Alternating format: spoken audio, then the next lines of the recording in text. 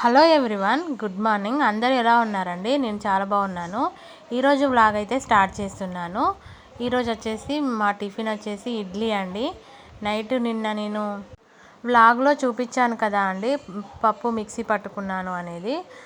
మా బ్రేక్ఫాస్ట్ వచ్చేసి ఈరోజు అయితే ఇడ్లీ అండి. దోశల పిండికైనా నేను ఇడ్లీ పిండికైనా కానీ 2 days వచ్చేలా నానబెట్టుకుంటాను. ఇడ్లీ పాత్రలకైతే నేను ఈ విధంగా కొంచెం కొంచెం ఆయిల్ రాసుకొని ఇడ్లీ పిండి అయితే నేను పెట్టుకుంటున్నాను. కొందరైతే ఆయిల్ లాంటిది ఏమి పెట్టకుండా డైరెక్ట్ ఇడ్లీ పిండి వేసుకుంటారు, కానీ నాకు అట్లా అలవాటు లేదండి. నేను ఈ విధంగానే చేస్తాను.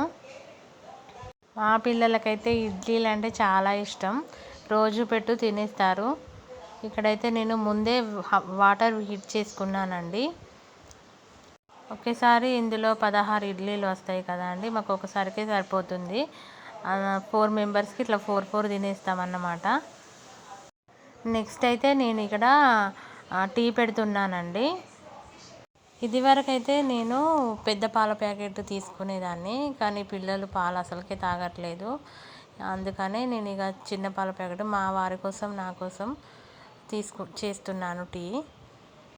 ఇడ్లీలు అయితే ఉడికేసాయండి. అయితే దింపుకొని నేనైతే రైస్ పెట్టుకున్నాను ఆ స్టవ్ మీద. నెక్స్ట్ ఇక్కడ చట్నీ కోసం అయితే పల్లీలు వేపుకున్నాను. చట్నీ కూడా చేసేసానండి. టీ కూడా తాగేసాను. నెక్స్ట్ అయితే ఇక్కడ కర్రీ ప్రిపేర్ కోసం అయితే ఉల్లిపాయలు కట్ చేసుకున్నాను. ఇది చిన్న పాపకైతే 2 ఇడ్లీలు అయితే సరిపోతాయి. 2 ఇడ్లీలు అయితే తినేస్తుంది ఆమె. బయట ఫుల్ వర్షం కొడుతుందండి వీళ్ళు స్కూల్కి వెళ్ళడానికి ముందు. ఈ ఇడ్లీలు వచ్చేసి పెద్ద పాపకి వేసేసాను. ఆమె ఫ్రెష్ అప్ అయి వచ్చేసింది. నెక్స్ట్ ఏం కర్రీ వండనమ్మా అంటే, కర్రీ ఏది వద్దు మాకు, టమాటా రైస్ చేయమని చెప్పారు. అందుకోసమని ఇక టమాటా రైస్ చేస్తున్నాను.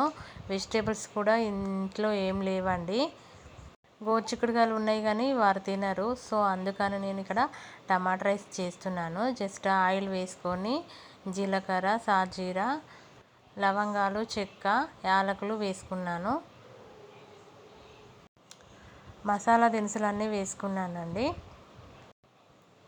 బిర్యానీ ఆకు అలా కొంచెం సేపు వేపుకున్న తర్వాత 2-3 minutes వేపుకున్న తర్వాత ఇందులోకి అయితే మనం కట్ చేసుకున్న పచ్చిమిర్చి, ఉల్లిపాయ ముక్కలు అయితే వేసుకోవాలండి. అవి కొంచెం ఫ్రై అవ్వగానే కొంచెం అల్లం వేసుకొని ఫ్రై చేసుకోవాలి. అప్పుడే ఉప్పు, పసుపు కూడా వేసుకోవాలండి. ఇవన్నీ కూడా మంచిగా ఫ్రై అయిన తర్వాత నెక్స్ట్ వచ్చేసి మనం టమాటాలని మిక్సీ చేసుకోవాలి. మిక్సీ చేసుకున్న ప్యూరీని ఇందులో వేసేసుకోవాలి. ఆయిల్ మొత్తం పైకి తేలే వరకు టమాటా ప్యూరీని అయితే ఉడికించుకోవాలండి. నేనైతే ప్రతిరోజు ఏం కర్రీ కావాలో పిల్లల్ని అడిగే మరీ ప్రిపేర్ చేస్తానండి.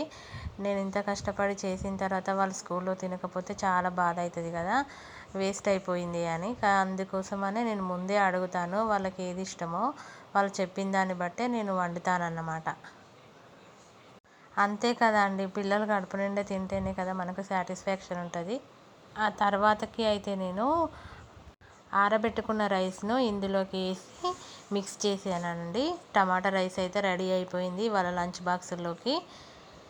మర్చిపోయానండి, ఇందులో కొంచెం ధనియాల పొడి, మసాలా వేసాను. ఆ క్లిప్ మిస్ అయిపోయింది. తర్వాత అయితే ఇది ప్రిపేర్ అయిన తర్వాత వీళ్ళ లంచ్ బాక్సుల్లోకి అయితే పెట్టేశాను. తర్వాత వీళ్ళ కప్ కేక్స్ పెట్టి స్నాక్స్ కింద అయితే ఇచ్చేసానండి. పిల్లలు రెడీ అయిపోయి స్కూల్కి వెళ్ళిపోయారు. అదే ఇంతకుముందు చెప్పాను కదండి, లేవగానే ఒకసారి ఇల్లు ఊడ్చుకుంటాను. ఆ తర్వాత పిల్లలు వెళ్ళిపోయిన తర్వాత మళ్ళీ ఒకసారి ఇల్లు ఊడ్చుకుంటాను అన్నమాట. రోజు అయితే మాప్ పెట్టానండి, 2-3 daysకి ఒకసారి అయితే మాప్ పెడతాను. రోజు అయితే పెట్టట్లేదు.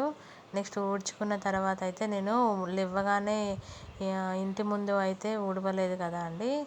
అయితే సో ఇప్పుడు నేను పైప్ తోటి వాటర్ అయితే పడుతున్నాను. వాటర్ పట్టుకుంటూ ఊడుస్తున్నాను అన్నమాట. మాకు ఇక్కడ పెంట్ హౌస్ అన్నట్టు, పైన బాగా ప్లేస్ ఉంటుంది. ఆ ప్లేస్ అంతా కడిగే వరకు అయితే చాలా టైం పడుతుంది. అందుకని నేను ఆ పని టిఫిన్స్కి ముందైతే పెట్టుకోను. పిల్లలు వెళ్ళిపోయిన తర్వాతనైతే ఈ వర్క్ చేసుకుంటాను. అప్పుడు ఎంత టైం అయినా ఏం కాదు కదా అండి, అందుకని. ఈ బయట కడగడం అయితే వర్షాకాలం కదా అండి, ప్రతిరోజు నేను కడుగుతాను. టైం ఉంటే మా పెద్ద పాప కూడా నాకు ఇందులో హెల్ప్ చేస్తుంది. టైం లేనప్పుడు ఇక నాకే వదిలేసి వెళ్ళిపోతుంది అన్నమాట. నెక్స్ట్ అయితే వాషింగ్ మిషన్లో బట్టలు అయితే వేసేసాను. అది అయ్యేలోపు అయితే నేను ప్రతిరోజు ఇలానే నా వర్క్ అయితే ఉంటుందన్నమాట. వాషింగ్ మిషన్లో బట్టలు అయ్యేసరికి గిన్నెలు అయితే తోమేసుకుంటాను. పిల్లలైతే ఈరోజు చట్నీ బాగుందని ఇడ్లీలు అయితే ఎక్కువ ఎక్కువ తిన్నారనేసి ఇడ్లీలు అయిపోయాయి.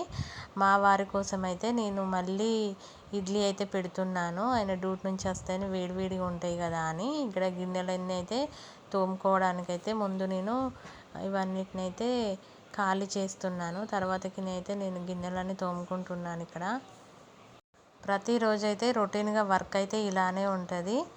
మా వారు వచ్చేసరికి అయితే నేను 10:30 వరకు అయితే మొత్తం వర్క్ అంతా కంప్లీట్ చేసేసుకొని ఏదైనా కొత్త మూవీ వస్తే చూస్తానండి. కాసేపు అంటే 12-1 వరకు అలా చూస్తాను. డైలీ వర్క్ అయితే పెండింగ్ పెట్టుకోను అండి. ఫాస్ట్గా అయిపోవాలి అని 10:30 వరకు అయితే కంప్లీట్ చేసేసుకుంటాను. తర్వాత అయితే బట్టలు అయితే అయిపోయాయి, ఆరేసుకున్నానండి. నెక్స్ట్ మా వారు డ్యూటీ నుంచి వచ్చేటప్పుడు డ్రాగన్ ఫ్రూట్స్ అయితే కొనుక్కొచ్చారండి. 5 kgs అట అండి ఇవైతే మొత్తం.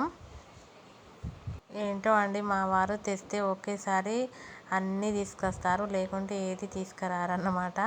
ఇక్కడైతే ఈవినింగ్ టీ తాగుతున్నాము. మా పాప డ్రాగన్ ఫ్రూట్ తినేసి ఇక్కడనైతే ఆమె హోంవర్క్ చేసుకుంటుంది.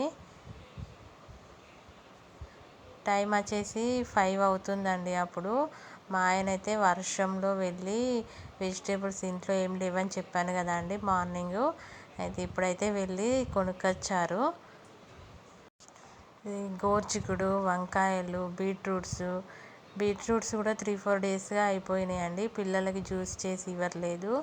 సో ఇప్పుడైతే తీసుకొచ్చారు. నెక్స్ట్ అయితే ఇక్కడ నేను ఈవినింగ్ డిన్నర్లోకి అయితే వంకాయ కర్రీ చేస్తున్నానండి. వంకాయలు ముక్కలుగా కట్ చేసుకున్నాను. రైస్ అయితే పెట్టుకున్నానండి. ఈరోజు చపాతీ చేద్దాం అనుకున్నాను కానీ మా ఆయన వంకాయ కర్రీలోకి చపాతీలు వద్దు అని చెప్పేసరికి మామూలుగా రైస్ పెట్టాను. డిన్నర్ అయితే కంప్లీట్ చేసుకున్నామండి. ఈ వీడియో అయితే ఎండ్ చేస్తున్నాను. Thank you for watching.